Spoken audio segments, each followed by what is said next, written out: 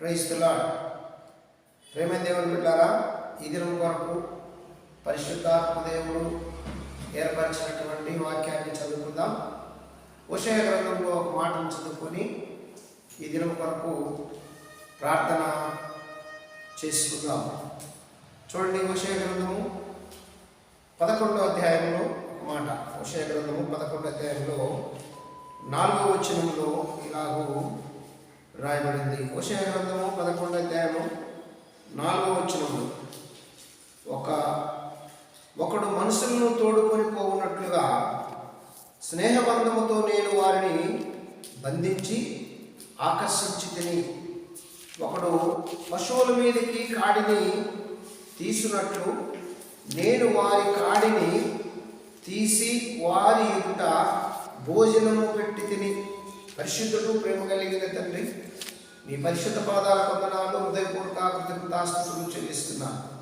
చదవబడినటువంటి వాక్యాన్ని ఇరిచి మాకు వడ్డించి నాతో మాతో మాట్లాడి మహిమ పొందమని యేసు నామములో స్తుతించి ప్రార్థిస్తున్నాను తండ్రి, ఆమేన్. హల్లెలూయా. దేవునికి మహిమ కలుగును గాక. ప్రేమైనటువంటి దేవుని బిడ్డలారా, దేవుని ప్రజలారా, ఇక్కడ చదవబడినటువంటి వాక్య భాగంలో ఏమని రాయబడింది, ఏమి చెప్పబడింది అంటే, ఇక్కడ మనం జాగ్రత్తగా గమనిస్తే దేవాతి దేవుడు అక్కడ వాగ్దానం చేస్తున్నటువంటి మాట చూడండి. మొదలు వచ్చి చదవండి ఒకసారి. ఇశ్రాయేలు బాలుడై ఉండగా నేను అతని ఎడల ప్రేమగా కలిగి నా కుమారుని ఐగుప్తు దేశములో నుండి పిలిచి తిని ప్రవక్తలు వారిని పిలిచినను బయలు దేవతలకు వారు బలులర్పించిరి, విగ్రహములకు ధూపము వేసిరి. ఎఫ్రాయిమును చెయ్యి పట్టుకొని వానికి నడక నేర్పిన వాడను నేనే. వారిని కౌగలించుకుని వాడను నేనే. వారిని స్వస్థపరిచిన వాడనైనను ఆ సంగతి వారికి మనస్సున పట్టలేదు. ప్రేమైనటువంటి దేవుని బిడ్డలారా, ఇక్కడ ఇశ్రాయేలీయులను దేవాది దేవుడు, మన తండ్రి అయిన దేవుడు ఐగుప్తులో నుండి, బానిసత్వంలో నుండి పిలిచి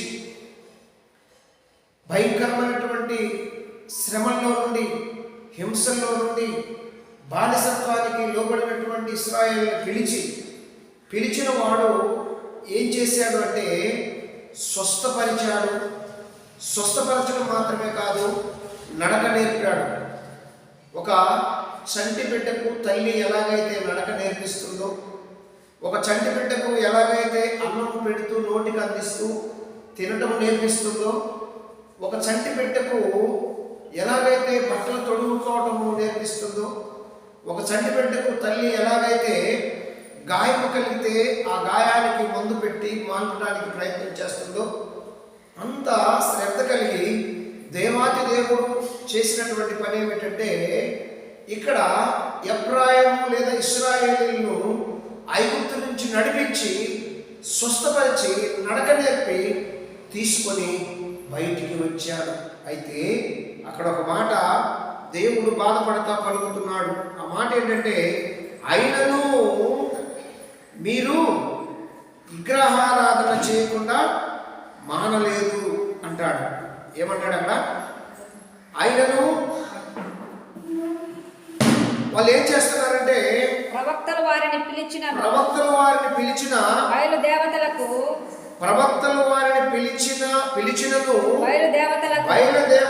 వారు బలులర్పించిరి, విగ్రహములకు ధూపము వేసిరి.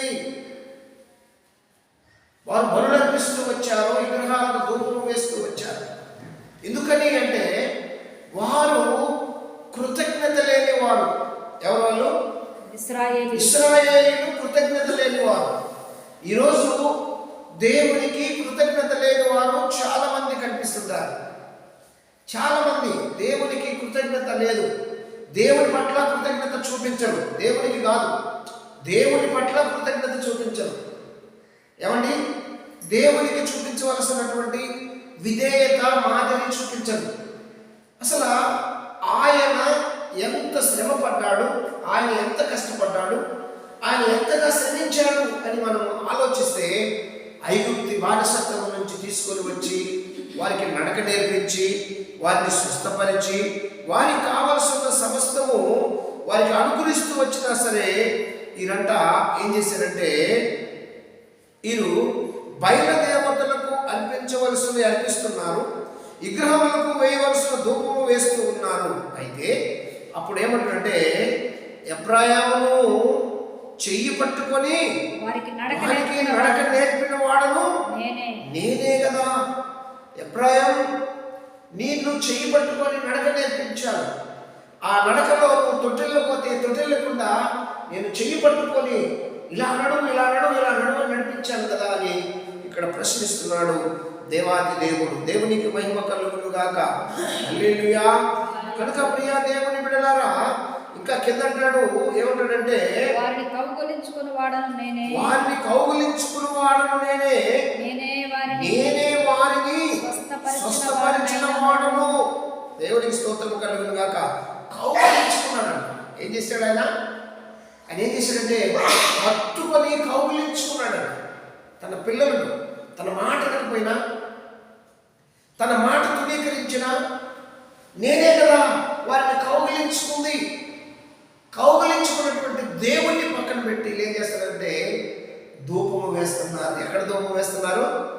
విగ్రహములకు ధూపము వేస్తున్నారు.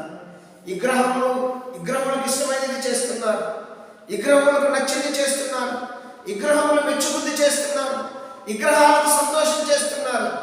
ఎందుకని ఇలా అంటే వారిని స్వస్థపరిచింది నేనే కదా అని ఆయన ఒప్పుతున్నాడు. అయ్యో, వారిని స్వస్థపరిచింది నేనే కదా, ఎందుకు అంత పని చేశాడు?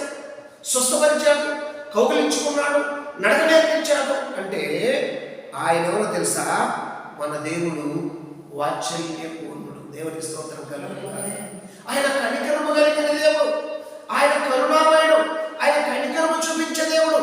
ఈరోజు ప్రార్థన చేసే ప్రార్థన పనులకు ఆయన ఇస్తున్న సందేశం ఏమిటంటే, ఒకవేళ నన్ను అడిగి నువ్వు అలిచిపోయినట్లు నీకు అనిపించవచ్చు, బలహీనపడ్డట్టు అనిపించవచ్చు, నువ్వు నడవలేని పరిస్థితిలో నువ్వు ఉండొచ్చు. నీకు నడక నేర్పించింది నేనే కదా, జ్ఞాపకం ఉంచుకో. నిన్ను స్వస్థపరిచింది నేనే కదా, జ్ఞాపకం ఉంచుకో. నిన్ను కౌగిలించుకుంది నేనే కదా, జ్ఞాపకం ఉంచుకో. ఎందుకు ఈ పరిస్థితి జరిగింది అంటే, ఎందుకు ఈ పరిస్థితి జరిగిందంటే అప్పుడు అంటాడు, ఏమంటాడు 4వ వచనంలో, ఒకడు మనుషులను తోడుకొని పోవునట్లుగా స్నేహబంధముతో నేను వారిని బంధించి ఆకర్షించింది. నీ దేవునికి స్తోత్రము కలుగును గాక. హల్లెలూయా. ఏ బంధం అంట? స్నేహబంధముతో బంధిస్తే ఆ బంధకంలో ఎవరైతే ఇన్వాల్వ్ అవుతారో, ఆ బంధకంలోకి ఎవరైతే వస్తారో, ఆ బంధకాన్ని విడిపించుకొని ఎవరు వెళ్ళలేరు. అవును, ఎస్సన గారు పాట పాడతారు కదా, విడదీయగలరా ఎవరైనాను మరి ఏదైనాను, విడదీయగలరా ఎవరైనాను మరి ఏదైనాను, రాజా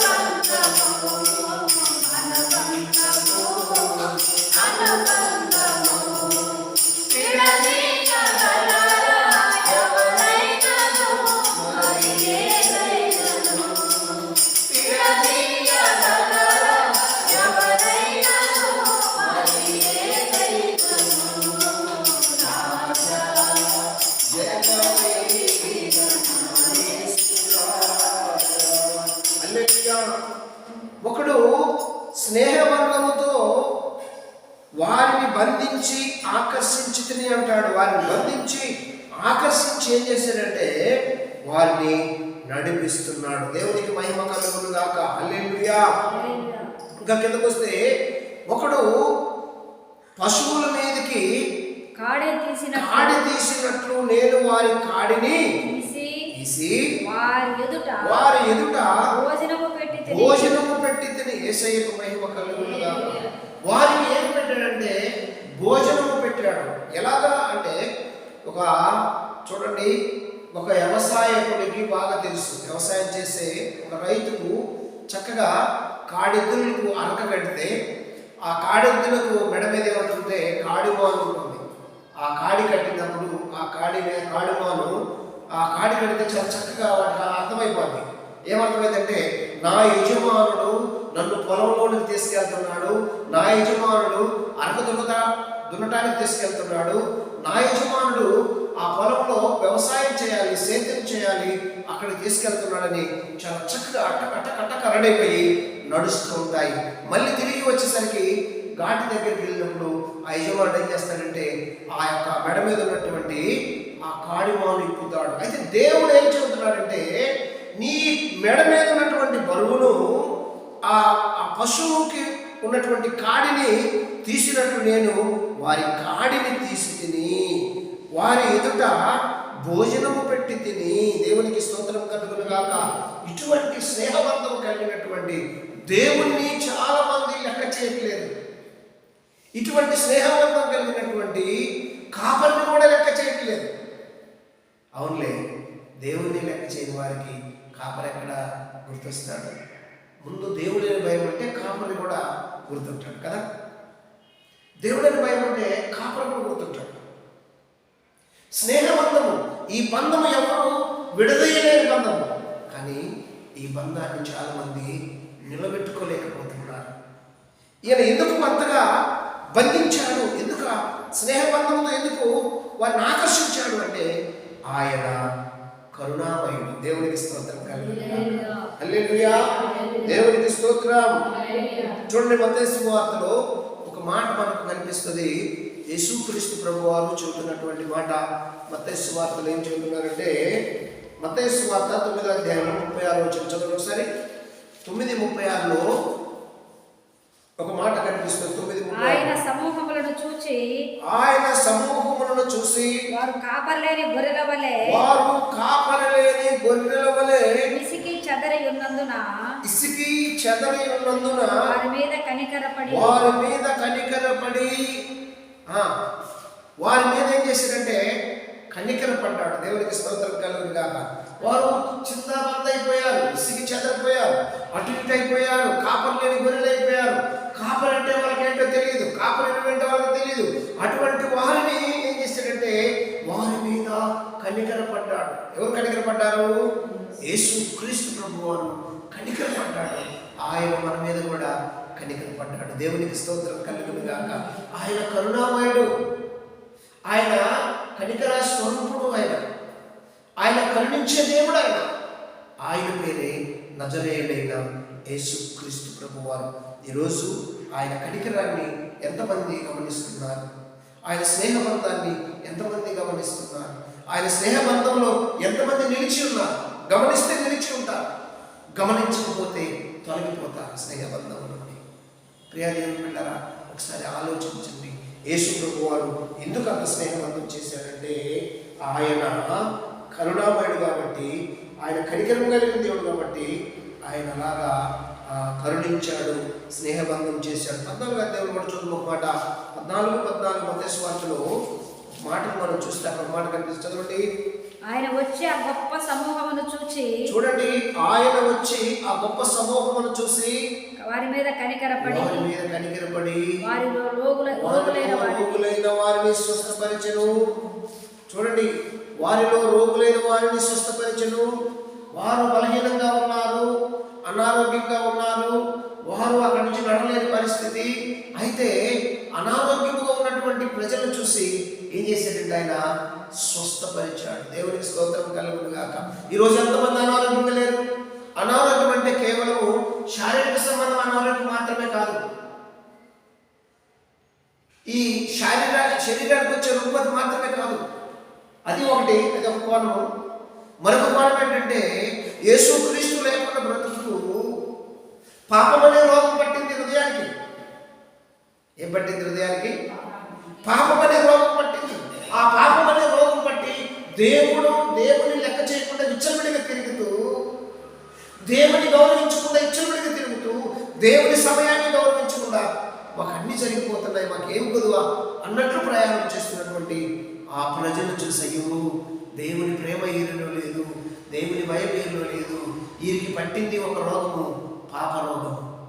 అప్పుడు పాట పాడారు కొంతమంది, పాప రోగానికి మందు మీరు పరుగెత్తి తినకుంటే దొరకదిక ముందు, పాప రోగానికి మందు పిల్లలకు మందు, పసిబిడ్డలకు మందు, పడుచువారికి మందు మీరు పరుగెత్తి తినకుంటే దొరకదిక ముందు, పాప రోగానికి మందు. ఏమిటి పాప రోగానికి మందు అంటే యేసుక్రీస్తు రక్తములో కడగబడి దేవుని సన్నిధికి చేరి దేవుని సన్నిధిలో పశ్చాత్తాపడి ప్రార్థన చేసి, ప్రభువా గతంలో నిన్ను గాయపరిచాను ప్రభువా, గతంలో నిన్ను వ్యతిరేకించాను ప్రభువా, నువ్వు లేకపోతే నేను బ్రతకలేను ప్రభువా, ఒక క్షణం కూడా బ్రతకలేను ప్రభు, నన్ను క్షమించు ప్రభువా, నన్ను కరుణించు ప్రభా, నువ్వు కరుణమైన ప్రభా, వాత్సల్యపూర్ణుడు ప్రభా, నువ్వు వాత్సల్యత చూపించే దేవుడు, నన్ను క్షమించు ప్రభా అని ప్రభు సన్నిధిలో ప్రార్థన చేస్తే ప్రభు ఏం చేస్తాడంటే కన్నికర పడతాడు. దేవునికి మహిమ కలుగునుగాక. జనసమూహములు విచ్చలవిడిగా ప్రయాణం చేస్తున్న చూసి ఆయన వచ్చి ఆ గొప్ప జనసమూహమును చూసి వారి మీద కనికరపడి వారిలో రోగులైన వారిని స్వస్థపరిచాడు. యేసయ్యకు మహిమ కలుగునుగాక. నా ప్రేమ దేవుడులారా, మన దేవుడు ఎంత కరుణామయుడు. ఒకవేళ మనం అనుకోవచ్చు, నా ప్రార్థన ప్రభు ఆలకించలే, నేను ప్రభుకు అంత ఇష్టం కాదు, నేను ప్రభుకు అంత ఇష్టాలను కాదు, నేను ప్రభుకు అంత నమ్మకమైన వాడిని కాదు అనుకోవచ్చు. నమ్మకంగా ఉండు, ఎవరున్నారు, నమ్మకంగా ఉండు, నమ్మకాన్ని కొనసాగించు, అది నీ బాధ్యత. కానీ ఒకవేళ ఎక్కడైనా నమ్మకం తప్పిపోయినా నిన్ను కరుణించి క్షమించి హత్తుకుండే దేవుడు, హృదయాన్ని హత్తుకుండే దేవుడు మనం ఆరాధిస్తున్నటువంటి నజరేయుడైన యేసుక్రీస్తు ప్రభువా. దేవునికి మహిమ కలుగునుగాక. హల్లెలూయా, ప్రైజ్ ది లార్డ్. కనుక ప్రియా దేవుని బిడ్డలారా, మనం ఇంకా కొన్ని విషయాలు చూసినట్లయితే అక్కడ 15వ అధ్యాయంలో 32వ వచనంలో మత్తయి సువార్తలో మరొక మాట మనకు కనిపిస్తుంటుంది. 15:32లో చదవండి. 32 చదివితే అంతటా యేసు తన శిష్యులను పిలిచి ఈ జనులు నేటికి 3 దినములై ఉండి నా యొద్ద ఉన్నారు, వారికి తిననేమీ లేదు గనుక వారి మీద కనికరపడుచున్నాడు, వారి మీద కనికరపడుచున్నాడు. వారు మార్గములో మూర్ఛపోదురేమో అని వారిని ఉపవాసముతో పంపివేయుటకు నాకు మనస్సు లేదని వారితో చెప్పగా, ఏం లేదంట, ఉపవాసంతో పంపుటకు వారికి ఆయన మనసు లేదు. ఆయన మనసు ఎటువంటిదంటే పిలిచి అన్నం పెట్టే మనసు ఆయన. ఏమండి, భారభరితమైన కాడి పోస్తున్నప్పుడు ఆ కాడి వాళ్ళు ఇప్పి అలసట తీర్చుకోండి, విశ్రాంతి పొందండి, ఇదిగో రండి భోంచేయండి అని హోషేయ గ్రంథంలో చెప్పబడిన మాట యేసుక్రీస్తు ప్రభువు వారు భూమికి వచ్చి కూడా ఆ విషయాన్ని స్పష్టంగా బయలుపరుస్తున్నారు. ఆయన వారికి అన్నం పెట్టాడు, కనికరపడి ఉపవాసంతో ప్రార్థన చేశాడు. దానిలో చాలా దూరం వెళ్ళాలి, మైళ్ళు వెళ్ళేవారు యేసుప్రభు దగ్గరికి ప్రార్థన. కొండకి పోతే కొండ దగ్గరికి వెళ్ళేవారు. ఏమండి, ఈరోజు పట్టణాల్లో ఉండి కూడా మందిరాలకు రావడానికి కష్టమైపోతుంది కదా. కానీ యేసుప్రభు కాలంలో మైకులు లేవు, బస్సులు లేవు, ఏమండి నోటితో పెద్దగా మాట్లాడడానికి మైకులు లేవు. ఆయన స్వరం ఎంతో వినపడుతుంది. అయితే ఆయన దగ్గర పట్టుకుంటూ పోయేవారు. బస్సులు లేవు, బండ్లు లేవు, ఆటోలు లేవు, నడుచుకొని వెళ్ళిపోయేవారు. మరి వీళ్ళు వెళ్ళే మార్గంలో దూరం కదా, వీళ్ళు మూర్ఛిల్లుదరేమో, పడిపోతారేమో, అలసిపోతారేమో,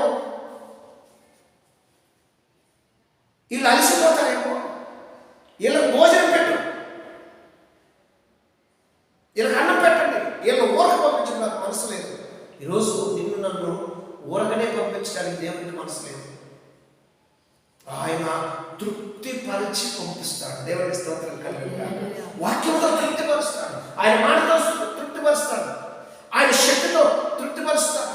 ఆయన నీకున్నటువంటి బాధలన్నింటి నుండి ఆయన కౌగిలించుకొని హత్తుకొని ఆ బాధను ఆయన భరిస్తాడు. ఆ భారం అనే కాడిని తీసివేస్తాడు. తీసివేసి ఏం చేస్తాడంటే నిన్ను నన్ను తృప్తిపరుస్తాడు. దేవునికి మహిమ కలుగును గాక. నిన్ను నన్ను తృప్తిపరచడానికి ప్రభు వారు ఏం చేస్తున్నారు తెలుసా? ఆయన సిద్ధంగా ఉన్నారు. మరొక మాట చదవండి, ముగిస్తాను. మరొక మాట చదవండి. 20వ అధ్యాయం 34వ వచనంలో, అదే మొదటి సువార్తలో 20వ అధ్యాయము 34వ వచనంలో ఒక మాట. కాబట్టి యేసు కనికరపడి వారి కన్నులు ముట్టెను. వెంటనే వారు దృష్టి పొంది ఆయన వెంట వెళ్ళిరి. దేవునికి స్తోత్రం కలుగును గాక. అక్కడ ఎవరున్నారు అంటే ప్రభువును కేక వేస్తున్నారు. ప్రభువును చదవండి 33 పైన 33 చదవండి. వారు ప్రభువా మా కన్నులు తెరవవలెనని కాబట్టి యేసు 32 కూడా చదవండి. 32 దావీదు కుమారుడా మమ్మల్ని కరుణించమని బిగ్గరగా కేక వేసిరి. యేసు నిలిచి వారిని పిలిచి నేను మీకేమి చేయబోరుచున్నారని నేను మీకేమి చేయబోరుచున్నారని అడుగగా వారు ప్రభువా మా కన్నులు తెరవవలెనని కాబట్టి యేసు కనికరపడి వారి కన్నులు ముట్టెను. వెంటనే వారు దృష్టి పొంది ఆయన వెంట దృష్టి పొందారు.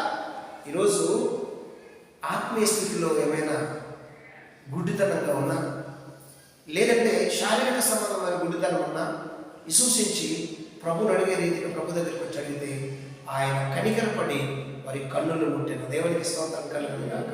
ఈరోజు లేఖనాలను చదివే కన్నులు లేవు చాలా మందికి. లేఖన సారాంశాన్ని చూసే కన్నులు లేవు చాలా మందికి. అవును, చాలా మంది లేఖనం ఏం చెబుతుందో, లేఖన సారాంశం, లేఖనం యొక్క అర్థమేంటో తెలియదు చాలా మందికి. తెలియకుండా మరి ఏమైనా అనామకుల అంటే అనామకులేమి కాదు, పామరుల అంటే పామరులేమి కాదు, బాగా విద్యాభ్యాసం చేసిన వారే, కానీ వాక్య సారాంశం తెలియదు.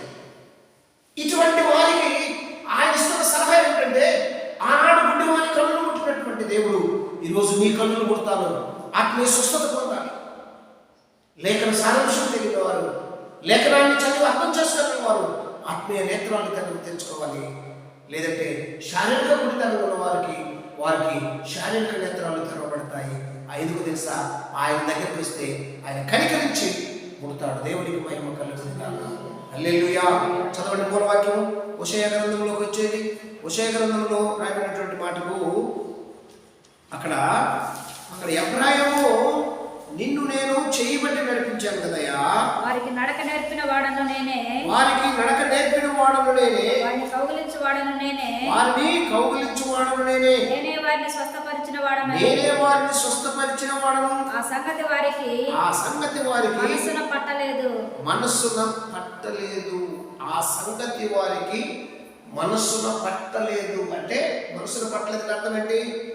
హృదయంలో వారు ఉంచుకోలేదు, మర్చిపోయారు. వెంటనే కృతజ్ఞత లేని వారు, ఆ సంగతి వారు మనసును పట్టలేదు. ఈరోజు దేవుడు చేసే కార్యాలు ఒకవేళ నీకు నాకు మనసును పట్టకుండా ఉంటే, ఇదిగో పరిశుద్ధాత్మ దేవుడు తెలియజేస్తున్నాడు, ఈ విధంగా ఉండకూడదు. ప్రతి విషయంలో కృతజ్ఞత కలిగి దేవుడి కొరకు జీవించాలని ఆయన తెలియజేస్తున్నటువంటి మాట. 4వ వచనం చదువు, మనం ముగించుకుందాము. 4వ వచనంలో వారి మనసును పట్టలేదు అంటే ఏమంటాడంటే, ఒకడు మనుషులను తోడుకొని పోవునట్లుగా స్నేహ బంధములతో నేను వారిని బంధించి ఆకర్షించితిని.